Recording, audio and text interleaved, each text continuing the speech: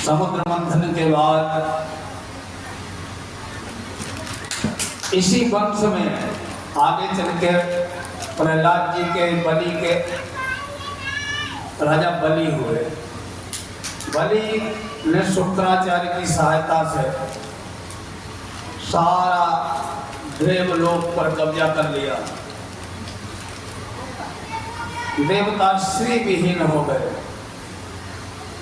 एक दिन महर्षि कश्यप अपनी पत्नी अदिति के पास आए। अदिति माता ने स्वागत किया। अदिति से कश्यप पूछने लगे, देवी तुम कुशल से तो हो? अदिति बोली, वो कुशल माँ कुशल से कैसे हो सकती है जिसके बच्चों का सर्वस्व छीन लिया गया हो। इसलिए हे प्रभु, आप मेरे को ये वरदान दीजिए कि मेरे पुत्रों का राज्य वापस हो। तो कश्यप जी ने पयोव्रत का उपदेश दिया, पयोव्रत धर्म का पालन किया। तो भगवान नारायण ने अदिति माता के गर्भ से भादव शुक्ल पक्ष द्वादशी को वामन के रूप में अवतार दिया। बोले वामन भगवान की जय। वामन भगवान पैदा होते ही चलती है। उनको ब्रह्मा ने जनेऊ दिया, ऋषियों ने कमंडल दिया, अच्छा वेश, और चलते जा चल कहाँ के लिए दिए कि महाराज राजा बलि यज्ञ करवा। यज्ञ कराते कर रहा था बलि, और वहां पहुंच गए भगवान वामन। वामन भगवान जब पहुंचे हैं तो बलि ने बहुत स्वागत किया, उनके चरण धोए और प्रार्थना करने लगे। स्वागतम ते नमस्तुभ्यं ब्रह्मन् किं करवामि ते ब्रह्मर्षिणा तपः साक्षात् मन्ये त्वारेव मुक्तम्। कि हे महाराज, आपका स्वागत है। हे ब्राह्मण, बताओ मैं आपके लिए क्या करूं। ब्रह्मर्षिणा तपः प्रणाम तपः साक्षात। आप तो ऐसा लगता है कि ब्रह्मर्षियों ने साक्षात इकट्ठा होकर एक स्वरूप धारण कर लिया हो, वो आप। अद्यनः पितरः तृप्ताः, आज मेरे पितर तृप्त हो गए हैं। अद्यनः पावितम कुलम, आज मेरा कुल पवित्र हो गया। अद्य सृष्टा प्रकुरायम, ये जो मेरा जो है यज्ञ आदि जो कर रहा हूं, ऐसे शुभ कर्म पर आपका आगमन हो गया। भगवान आगतो ग्रहात्, आज मेरे पितर तृप्त हो गए, मेरा यज्ञ संपूर्ण हो गया जो आप यहाँ आए। अब आप अगर आए हैं तो कुछ मांग लो, चाहो तो यद्यत् वटो वांछसि तत्प्रतीक्ष में। हे ब्रह्मचारी जी, आप जो चाहते हो मैं देने को तैयार हूँ।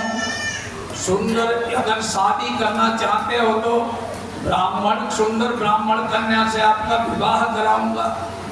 आप कोई राज्य चाहते हैं तो वो राज्य दूंगा, धन चाहते हैं तो धन दूंगा, हजारों सेवक सेविका देंगे, घोड़े देंगे, हाथी देंगे, सोना चांदी, जो आप चाहते हैं मैं आपको सब देने को तैयार। अब देखो वामन भगवान, 5 साल के भगवान वामन, वो क्या कहते हैं। देखो किसी से अगर कुछ मांगना हो तो भले उसका बाप चोर हो तो उससे मत कहने लगना जाके, क्या बताएं तुम तो दानी हो, तुम्हारा बाप भले चोर रहा हो तो देने को होगा, वो भी नहीं देगा। भले बाप किसी का चोर हो और लड़के से यही कहो तुम तो खानदानी दानी हो, तुम तो कुछ नहीं कर रहे, तुम्हारा बाप तो बहुत बड़ा धर्मात्मा था, तब वो तुरंत देगा। अगर कहीं तुमने सच्चाई सत्यवादी बनने लगे, भगवान वामन कहने लगे आपने इतनी चीजें देने कह दी, क्या दे दिया? आपके दादा हिरण्याक्ष कितने बड़े महान दानी थे, हिरण्यकश्यप बहुत बड़े दानी थे, तुम्हारे बाप विरोचन दानी थे, तुम तो उनके आगे कुछ भी नहीं हो महाराज। अरे महाराज बनी बोलने लगा कि आप हैं तो 5 साल के, लेकिन बातें तो आप ऐसे कर रहे हैं बड़े बुजुर्गों जैसी। मालूम पड़ रहा आपको हमारे माता पिता के बारे में अच्छी जानकारी है। भगवान वामन बोले वो तो मैं रखता हूँ जानकारी। तो बोले फिर मांग लो तुम्हें जो मांगना है। भगवान वामन बोले देखो आज मैं एक जगह जा रहा था, किसी के दरवाजे पर तपस्या अपनी संध्या पूजन करने लगा। संध्या पूजन करने लगा तो मेरे पड़ोसी ने मेरे को भगा दिया। मेरे घर में इतनी जगह नहीं है कि मैं संध्या पूजन कर सकूं, इसलिए मेरे को अगर देना ही चाहते हो तो इतनी जगह दे दो कि वहां पर बैठ के मैं संध्या पूजन अपना कर सकूं। बोले कितनी जगह दे दूं? बोले केवल 3 पैर 3 कदम भूमि मेरे को दे दो। बलि हंसने लगा, बोला क्या पागलों वाली बात कर रहे हो, ये तो वही बात है खजाना सामने पड़ा हो कोई दरिद्र आदमी के और रोटी मांगने लगे। कहना महाराज मैं त्यागी ब्राह्मण हूँ, मेरे को केवल 3 कदम भूमि चाहिए, क्योंकि जितनी मेरे को जरूरत है उतनी ही मैं दूंगा, उतना ही मैं ले सकता। बलि ने बहुत समझाया। भगवान वामन बोले ना मेरे को ज्यादा कुछ नहीं चाहिए, केवल 3 पग भूमि दे दो। गुरु पुरोहित कहते हैं पुरता हितम करोति यजमानस्य सब पुरोहिता, जो यजमान का चारों तरफ से हित करे। और बोलिए के पुरोहित कौन है? ब्रह्मर्षि शुक्राचार्य जी। शुक्राचार्य जी ने गौर से देखा नारायण को, वो कांपने लगा, ये क्या हो गया, ये तो नारायण आ गए। एक तरफ बुलाया बलि को, बोला कहां पागल बन रहे हो? तो क्यों? बोले किसको क्या क्यों तुम्हें बरगला रहा है? नारायण है, इसे तुम्हारे वंश में पता नहीं है इसे किसने छल किए हैं। आज ये 5 साल का बालक बना खड़ा है, तुमने अगर 3 कदम भूमि दे दी तुमको भिखारी बना के जाएगा।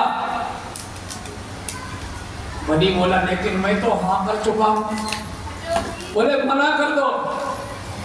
बोले मना कैसे कर दूं? बोले मना इसलिए कर दो तो दान नहीं होता जो अपना परिवार भुखमरी में आ जाएगा। बोले कि ऐसा नहीं महाराज, मैं मना नहीं कर सकता गुरुदेव। तो बताने लगा कि स्त्रीषु नर्म विवाहेषु वृद्धर्थे प्राण संकटे। स्त्रियों में किसी लड़की की शादी हो रही हो हमारे झूठ बोलने से, रोजी रोटी अगर चल रही हो, प्राण संकट में हो, गो ब्राह्मण हिंसायाम गाय और ब्राह्मण की जान बच रही हो हमारे झूठ बोलने से, वो झूठ नहीं होता है। राजा बलि कहने लगा न तो यहाँ किसी कोई औरतें बैठी है, न किसी लड़की की शादी हो रही है, न मेरे प्राण संकट में है, न गौ ब्राह्मण के संकट में है, न किसी का रोजगार इसमें जा रहा है, मैं कैसे झूठ बोलूं? बहुत समझाया राजा बलि को शुक्राचार्य ने। शुक्राचार्य जी कहने लगे राजन मना कर दो, इसी में भलाई।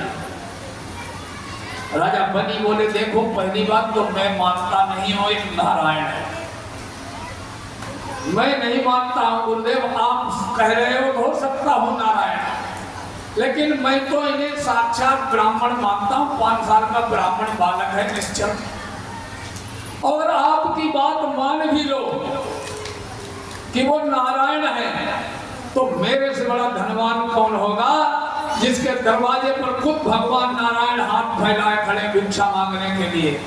तो मेरे जैसा भगवान कौन होगा जिसके दरवाजे खुद नारायण भीख मांगने खड़े खड़े, तब तो उनको जरूर दूंगा। शुक्राचार्य नाराज हो गए, वहां से भाग खड़े हुए। बड़ी बोला पंडित जी अब संकल्प कैसे होगा, हमारे गुरु जी तो नाराज होकर चले गए। बोले कोई बात नहीं, मैं भी तो ब्राह्मण हूं, मैं तो संध्या में रोज संकल्प पढ़ता हूं। शुक्राचार्य ने छोटा सा रूप बनाया, वो जल के लिए सागर होता, उसमें धारा निकलती थी, उसमें जाके बैठ गए। वहां संकल्प के लिए कुशा रखी, जल छोड़ने को हुए तो वो जल नहीं निकल रहा। शुक्राचार्य कहने लगे जल ही नहीं निकलेगा, देखें कैसे संकल्प पढ़ते हो। भगवान ने सोचा, बोले पंडित जी ये तो बात अच्छी नहीं, तुम मेरे से पाप करा रहे हो।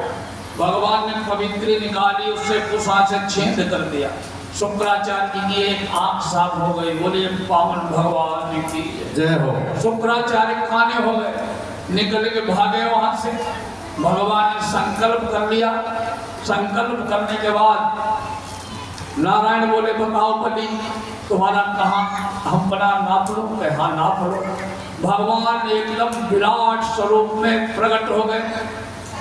आकाश में जिनका सर लगा था, विशाल भुजाएं।